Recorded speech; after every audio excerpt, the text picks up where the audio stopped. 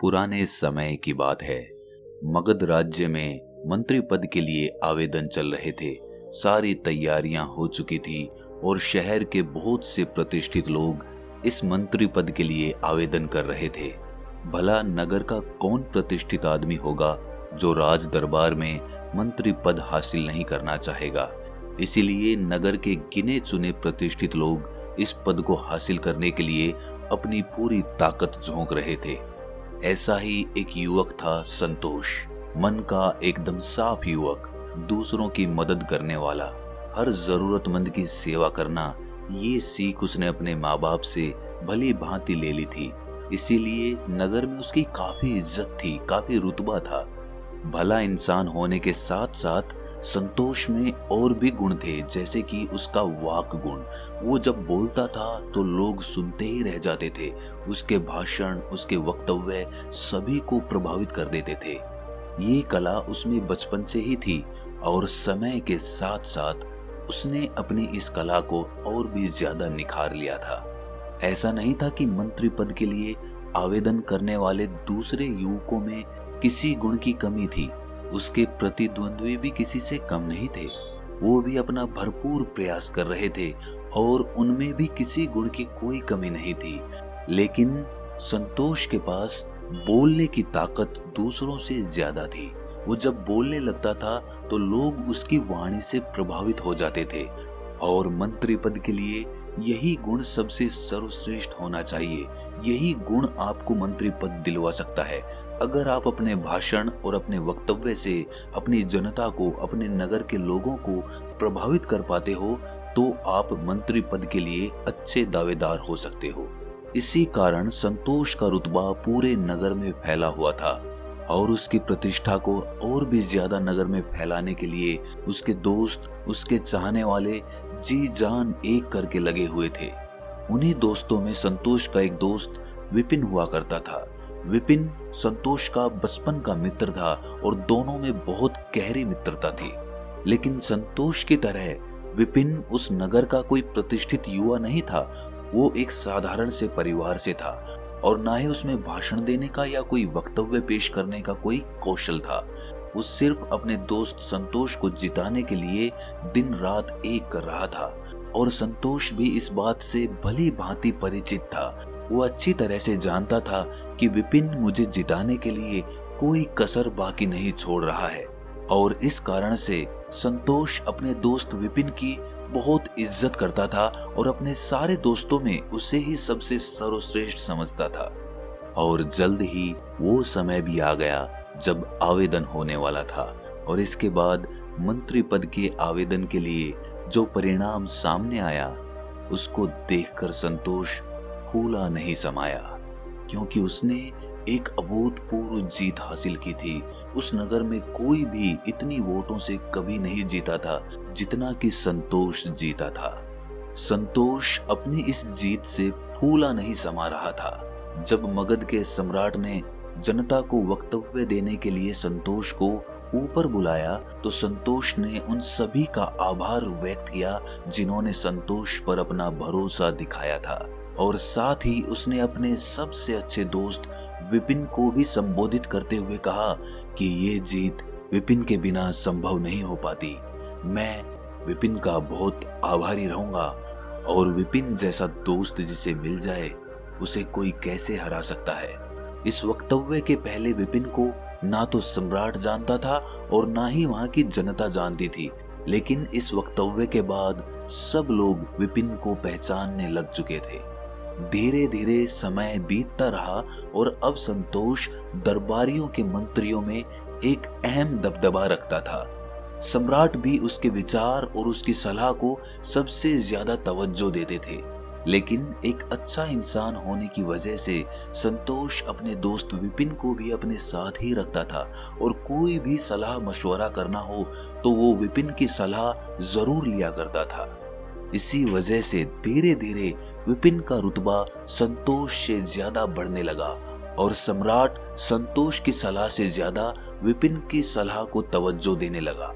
इस बात से संतोष के मन में कभी भी घृणा उत्पन्न नहीं हुई, क्योंकि वो तो विपिन को अपना बहुत अच्छा दोस्त समझता था और वो खुद चाहता था कि विपिन अपने जीवन में आगे बढ़े, लेकिन धीरे धीरे समय बदलने लगा, या यूं कहें कि इंसान बदलने लगा।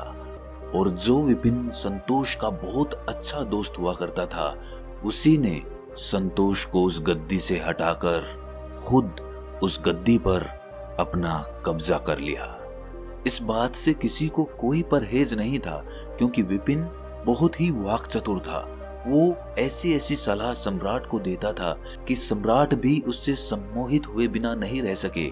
और सम्राट ने भी जब विपिन को संतोष का पद लेने के लिए कहा, तो विपिन के रास्ते की सारी बाधाएं स्वयं ही खत्म हो गईं। अब मंत्री पद की गद्दी पर संतोष की जगह विपिन विराजमान हो चुका था। और धीरे धीरे विपिन ने अपने दोस्त संतोष को उस राज दरबार और अपने आप से दरकिनार कर दिया। अब संतोष के लिए उस राज दरबार में कोई जगह नहीं थी। उसे राज दरबार के अंदर भी नहीं घुसने दिया जाता था।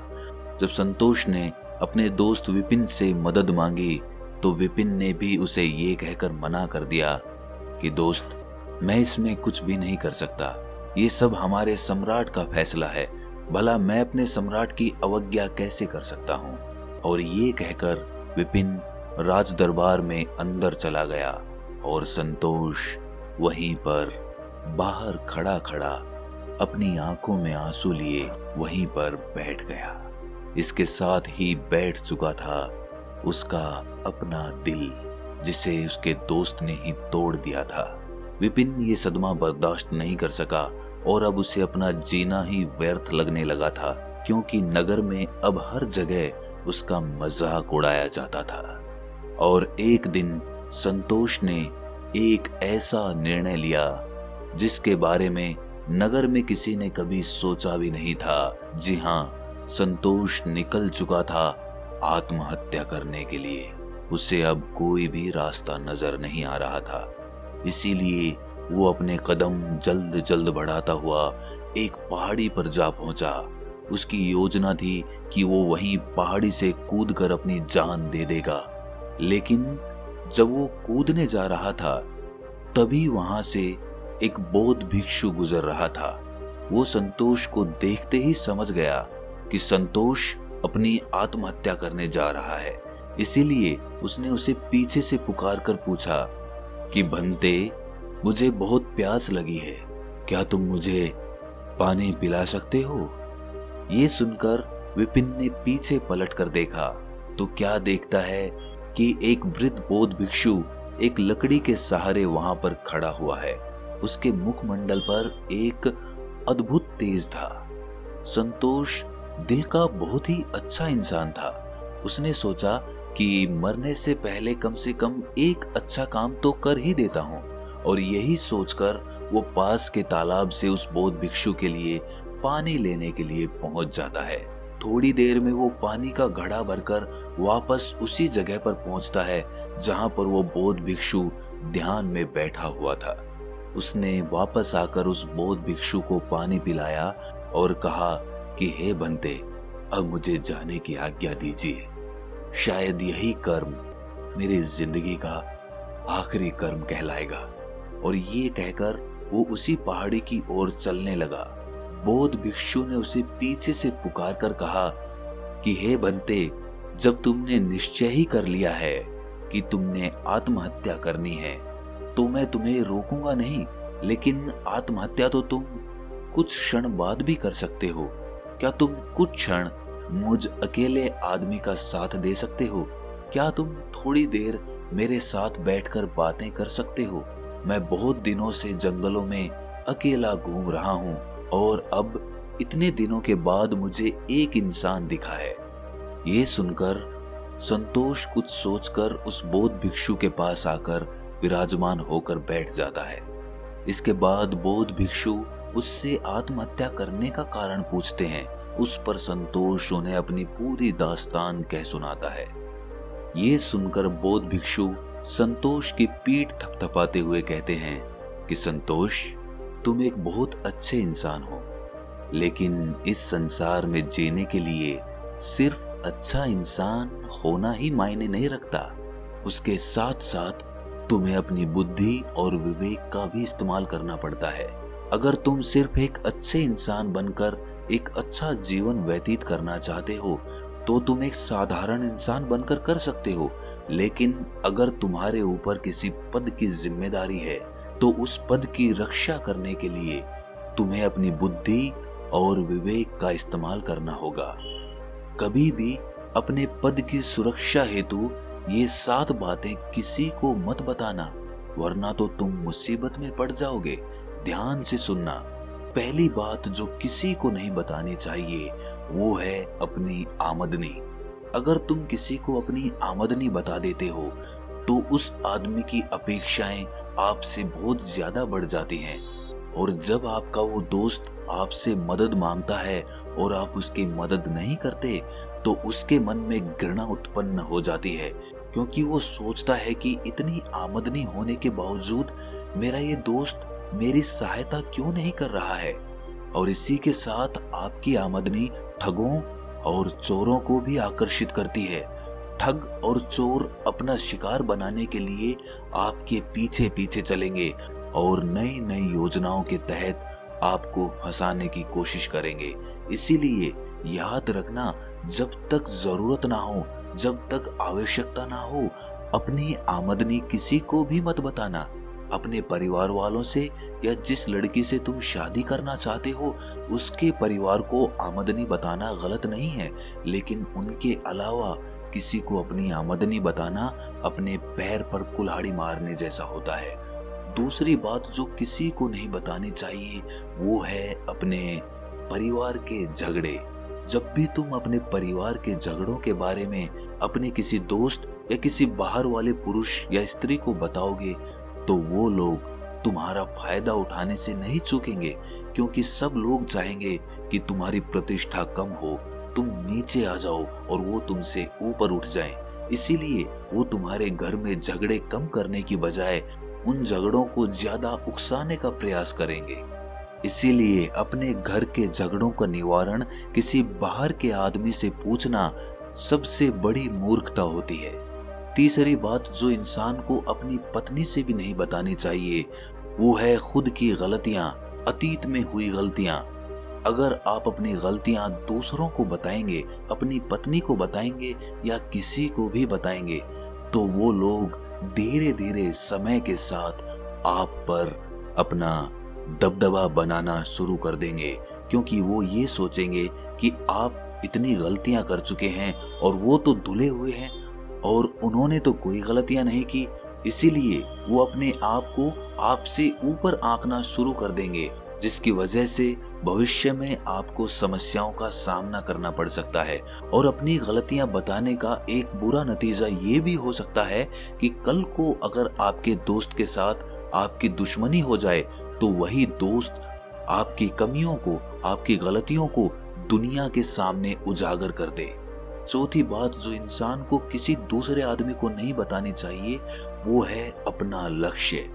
आप जो भी अपने जीवन में पाना चाहते हैं वो अपने मन में रखिए, क्योंकि अगर आप अपना लक्ष्य दूसरों को बता देंगे तो वही लोग आपके मार्ग में अड़चन पैदा कर सकते हैं।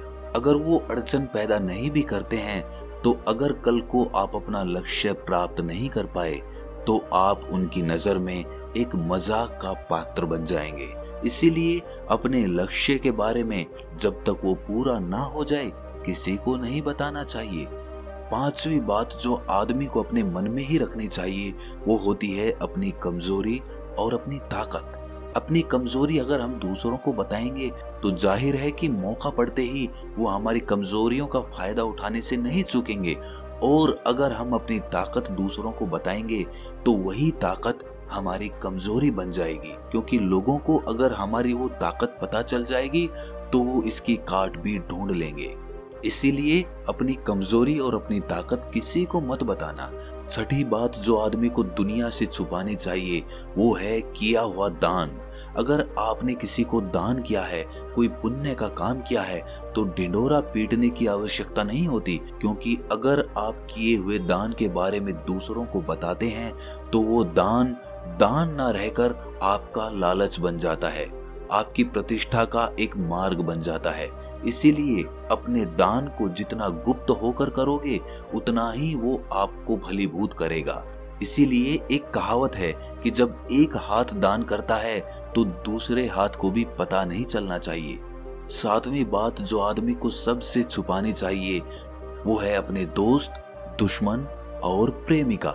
अगर आप दुनिया के सामने अपने दोस्त, अपने दुश्मन और अपनी प्रेमिका के बारे में ढिंढोरा पीटोगे तो आपके विपक्षी उन्हीं लोगों को आपके खिलाफ करके आपका फायदा उठा सकते हैं। वो आपके दोस्तों को रिश्वत देकर अपनी तरफ कर सकते हैं, आपके दुश्मनों को आपके खिलाफ और भी ज्यादा भड़का सकते हैं और आपकी प्रेमिका आपको धोखा दे सकती है। इसीलिए ध्यान रखना, इन 7 बातों को कभी किसी को मत बताना, वरना तो आप मुसीबत में पड़ जाओगे।